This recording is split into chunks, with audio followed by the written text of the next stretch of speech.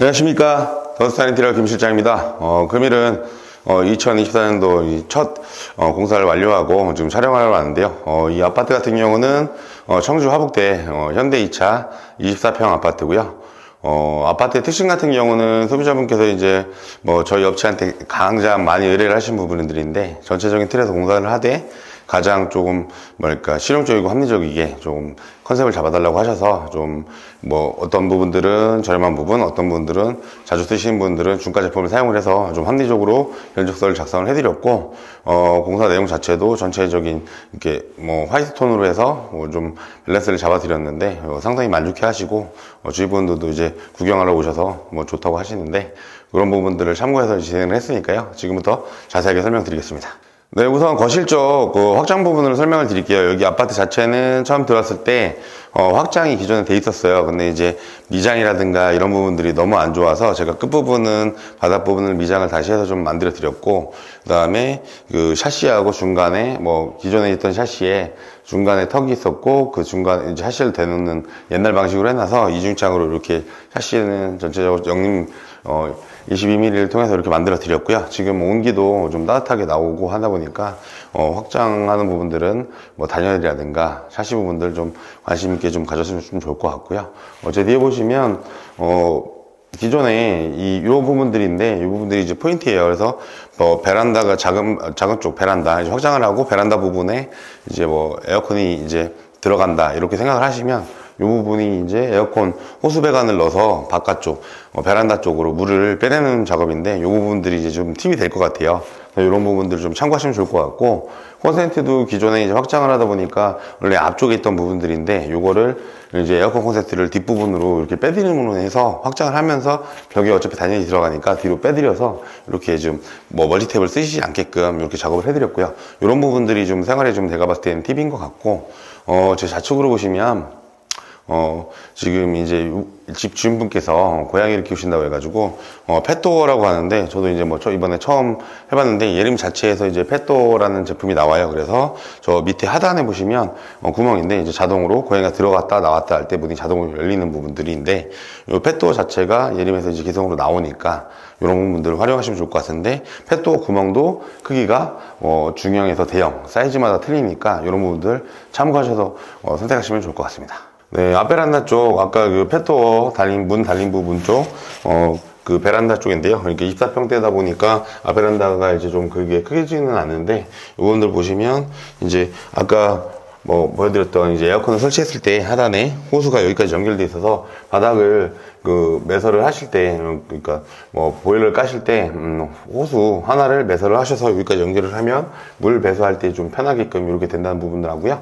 그리고 페인트 같은 경우는 제가 이제 많이 사용하는 수성 광택스를 사용해서 전체적으로 칠을 해드렸고, 바닥 타일 같은 경우는 요즘에 지금 한참 유행하고 있는 테라조 제품을 사용을 했는데, 테라조도 종류별로 색깔별로 여러 가지가 많으니까 원하시는 취향에 따라서 이렇게 선택을 하시면 좋을 것 같고요. 샤시 같은 경우는 마찬가지로 영림 22mm 사용을 해서 이렇게 진행해드렸고, 특이사항 같은 경우는 제 윗부분에 등이 달려 있어요. 이 집 같은 경우는 지금 확장을 하는 부분에 등이 저 앞쪽에 있다 보니까, 이쪽 작은 베란다가 되는 부분들, 그 부분은 지금 등이 없어서 저희가 천장을 통해서 타공을 해서 이 벽면 윗부분에다 이렇게 등을 달아드렸거든요.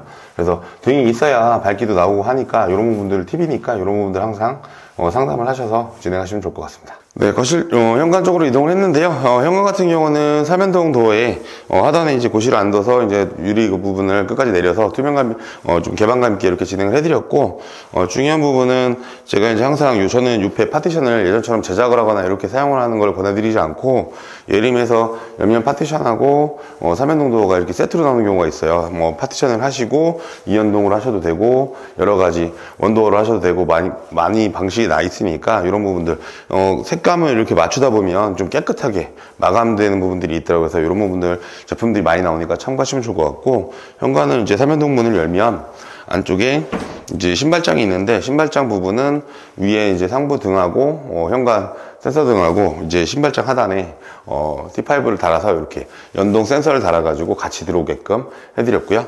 앞쪽에 보시면 이제 현관문 같은 경우는 소비자 원하는 색상의 이제 필름지를 입혀서 필름 작업을 해드렸고, 위에 이제 도어 클로저, 그러면 도어락, 밑에 하단 부분에 이제 우유 마개, 그리고 외시경이라고 하는 이제 뭐 인터폰을 통해서 볼 수도 있지만 앞쪽에서 볼 수 있게끔 이렇게 해드렸고, 말발굽까지 이렇게 다 교체를 해드렸더니 좀 깔끔하게 나왔고요.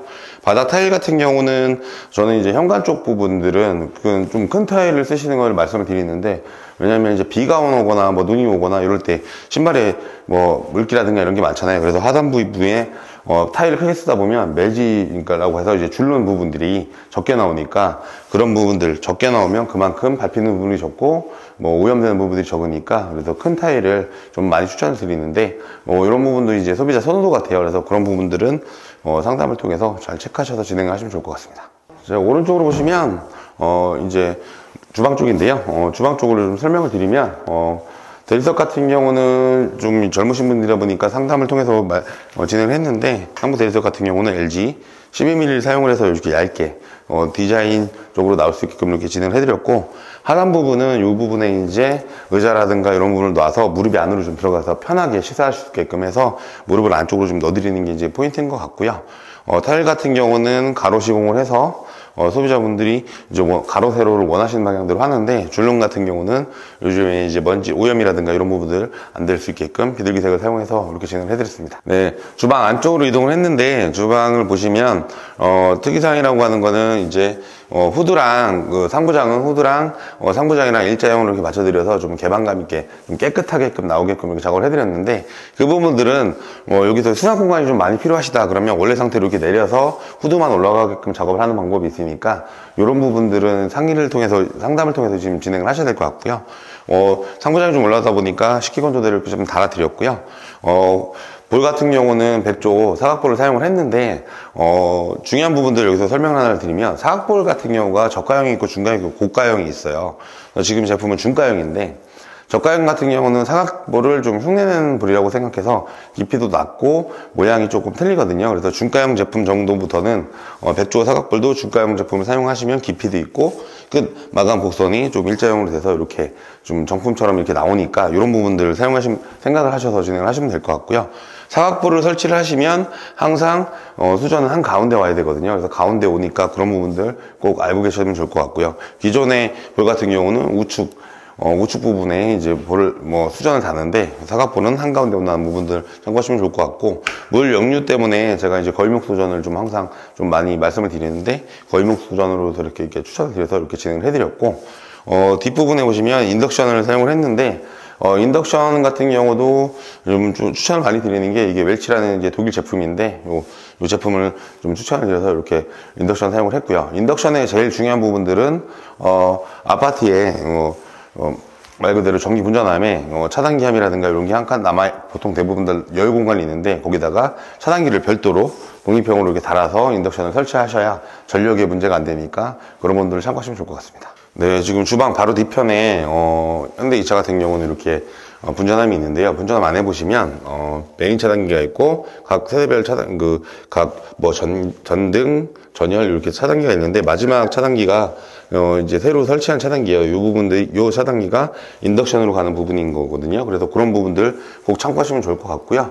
요렇게 안 되면 인덕션 하단 안쪽에다가 차단기를 설치하는 경우도 있으니까, 그런 부분을 참고하시면 좋을 것 같고, 저 같은 경우는 뭐 주택 부분도 제가 많이 하다 보니까 항상 말씀을 드리지만, 전기라든가 단열 그리고 안전에 좀 주의하셔서 공사를 하셔야 되는데, 가장 중요한 게, 저는 차단기함에 있는 차단기는 전체적으로 다 교체를 하시는 게 좋다. 그래서 예전과 틀리게 메인 차단기는 배선 차단기일 뿐이고요, 나머지 차단기를 누전 차단기를 달아서 각 전열이라든가 그 부분에 문제가 있을 때 그 부분만 차단이 될 수 있게끔 이렇게 누전 차단기를 개별적으로 달아주거든요. 그러면 안전의 부분, 요즘 누전 차단기 같은 경우는 예민해서 그런 부분들 즉각적 차단을 하니까, 그런 부분을 참고하셔서 이렇게 세대 분전함 같은 경우는 차단기를 전체적으로 좀 교체를 하시는 걸 추천드립니다. 네, 주방 쪽 뒷베란다로 이동을 했는데요. 이 부분 같은 경우는 말씀드린 것처럼 샤시는 전체적으로 다 교체를 해드렸고, 베란다 페인팅 같은 경우는 수성 광택스 사용을 해서 이렇게 칠을 해드렸고요.